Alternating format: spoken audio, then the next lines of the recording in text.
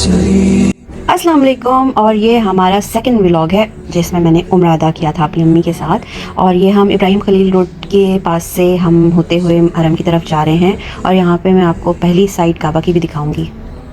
हमारा उम्रा 4 स्टेप्स पे होता है। पहली नियत होती है, मिकात के मकाम से हमने एहराम पहनना होता है। एहराम पहन के हमने नियत करनी होती है, 2 रकात नमाज अदा करनी होती है। तलबी करते हुए हमें हरम की तरफ जाना है। लब्बैक अल्लाहुम्मा लब्बैक, लब्बैक पढ़ते हुए हमने हरम पे जाना है और नॉन स्टॉप पढ़ना है जब तक हम उम्रा करेंगे। हम दुआओं के बीच बीच में भी ये पढ़ते रहेंगे। दुआओं के लिए हमारे पास काफ़ी अच्छी अच्छी बुक्स हैं जो हम मार्केट से लेके ले जा सकते हैं, याद कर सकते हैं।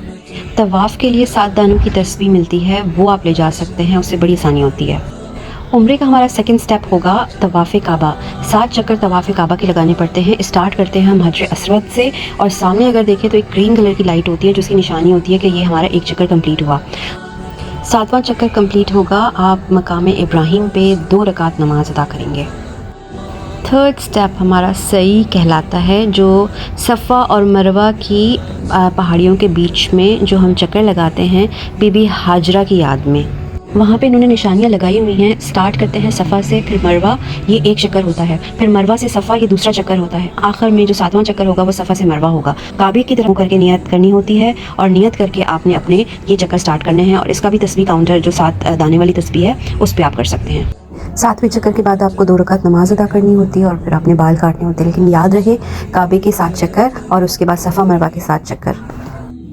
हमारे रब इतने गफूर रहीम है कि बहाने बहाने से हमारी दुआएं कबूल करते हैं। अब इन्होंने एक बहाना यह भी रखा कि काबे पे जब पहली नज़र आपकी पड़ेगी तो फिर आप बगैर पलक झपके जो दुआ आप मांगोगे वो कबूल हो जाएगी। ये वो साइट है जहाँ पे मैंने दुआ मांगी थी और मेरी पहली नज़र काबे पे पड़ी थी।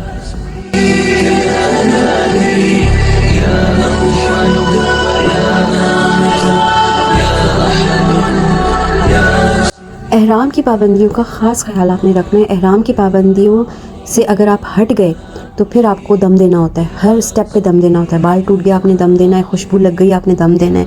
बग़ैर खुशबू के आपको इस्तेमाल करनी है जो भी प्रोडक्ट्स इस्तेमाल करनी है। लेकिन ये सब सिर्फ एहराम की पाबंदियाँ हैं। एहराम जब आप नहीं पहनेंगे, आप काबा आओ कहीं भी आओ, एहराम के बगैर खुशबू लगा सकते हैं और एहराम पहनने से पहले खुशबू लगा सकते हैं। खुशबू वाले प्रोडक्ट से आप शावर भी ले सकते हैं। लेकिन एहराम की जब आप एहराम की पाबंदी में होंगे, एहराम आपने पहना है, उम्रे की नियत कर ली है, फिर आपका खुशबू से कोई लेना देना नहीं है। और कहते हैं कि काबा को टच नहीं करना, क्योंकि काबा पे बेपनाह खुशबुएँ लगी हुई होती हैं। उससे ये नुकसान होता है कि आपके कपड़ों में खुशबू ट्रांसफ़र हो जाती है और फिर आपको दम देना होता है।